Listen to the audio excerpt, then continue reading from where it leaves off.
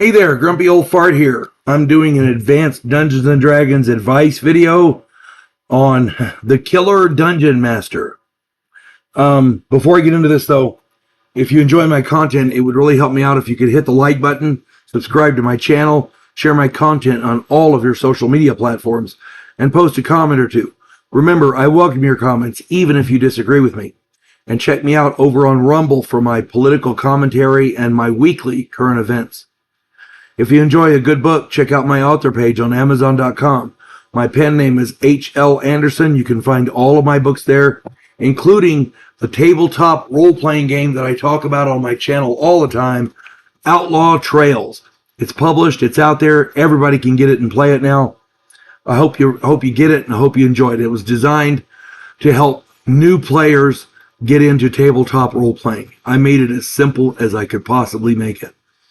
It is easy to grasp, and it's hours of fun for you and your family. All right. The Killer Dungeon Master. Before I really get into the meat of this video, I want to give a shout out to Jenny D.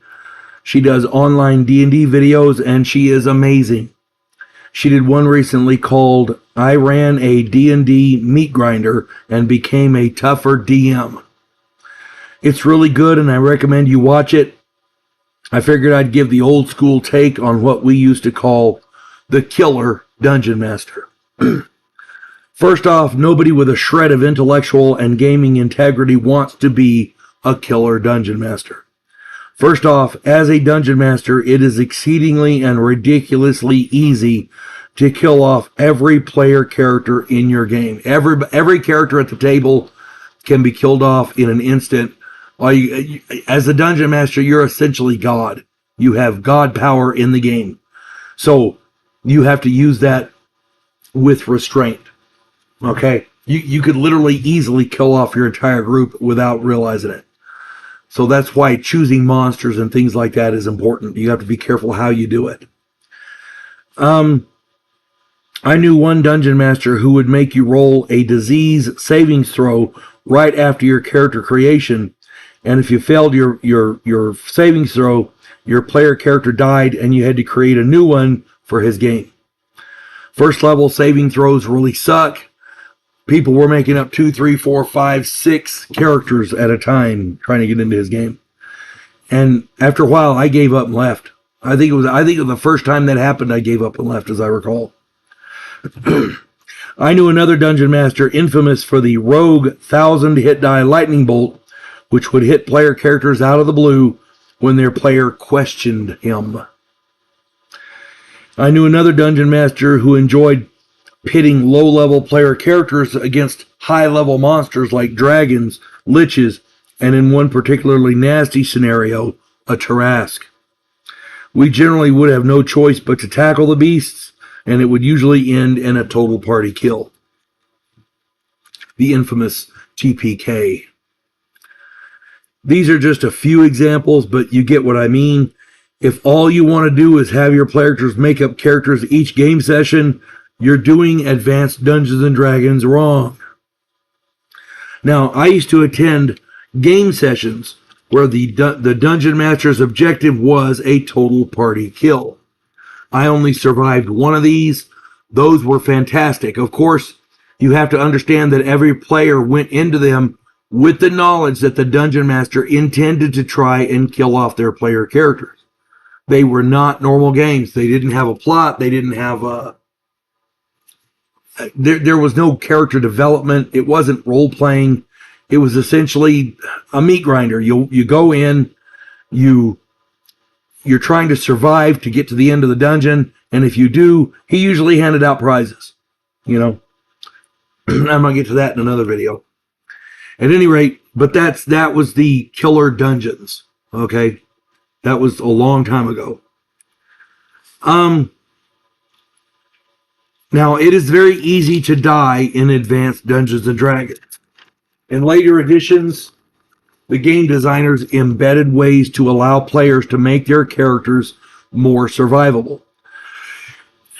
Excuse me, this kept getting more and more prevalent until we reached 5th edition, where it's actually a lot more difficult to kill off player characters. I know a lot of you may scoff at that, but come on. 3 death saves, 3. But why don't you just make 1 hit point the lowest they can go so player characters never die? It would simplify the process without adding any excitement. Jenny D touched on this in her video, and I 100% agree with her. However, this video is about advanced Dungeons & Dragons, so I'm going to give you my opinion on the matter. Being a Dungeon Master is about consistency and balance. Find rules that are fair and stick with them. That's the consistency part. And don't play favorites, all right? The balance part is a lot trickier.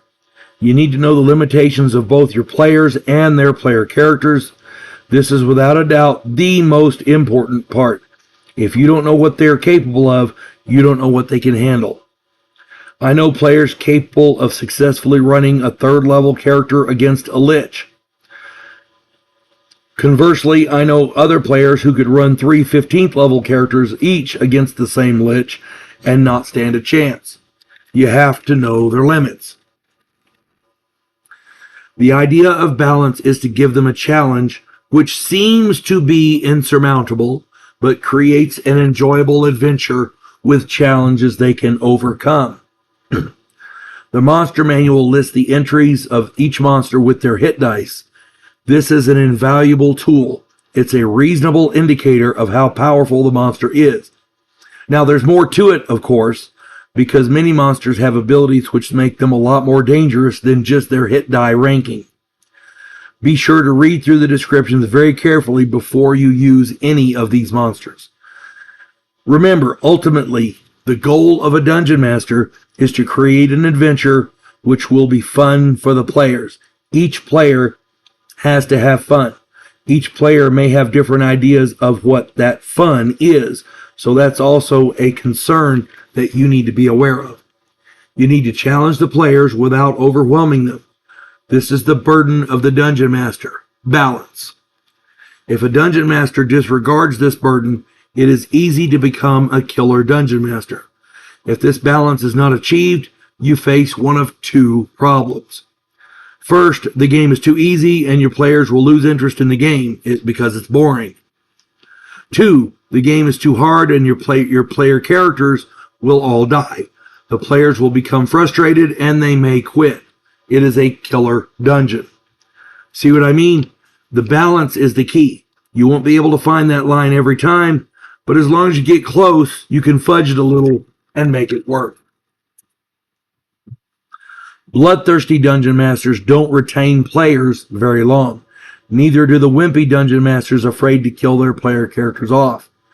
The mindset I try to achieve is that I create the scenario, the players run their player characters in it. If they play well, they be smart, they don't act rashly, don't try stupid shit. I might cut them some slack if the die rolls don't favor them. After all, nobody is responsible for bad luck.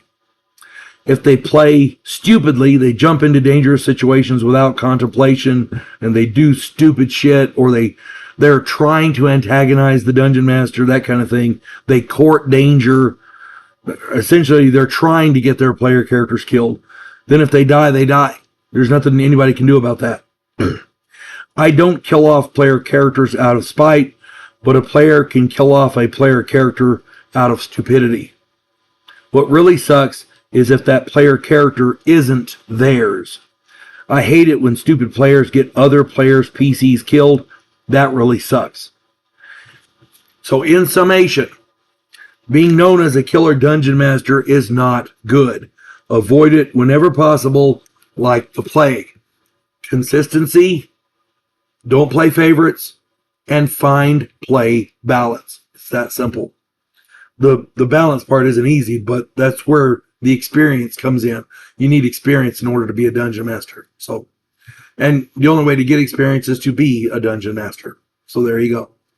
I hope this finds everybody well. And remember, if anybody else with experience in the game has more advice, a different viewpoint, put it down there. I'm okay with it. These videos, this advice videos are about giving younger players, less experienced players, more information to run their games. It's about making the game more fun for them. And if you have a different take on it, put it down there. I'll be happy to read it.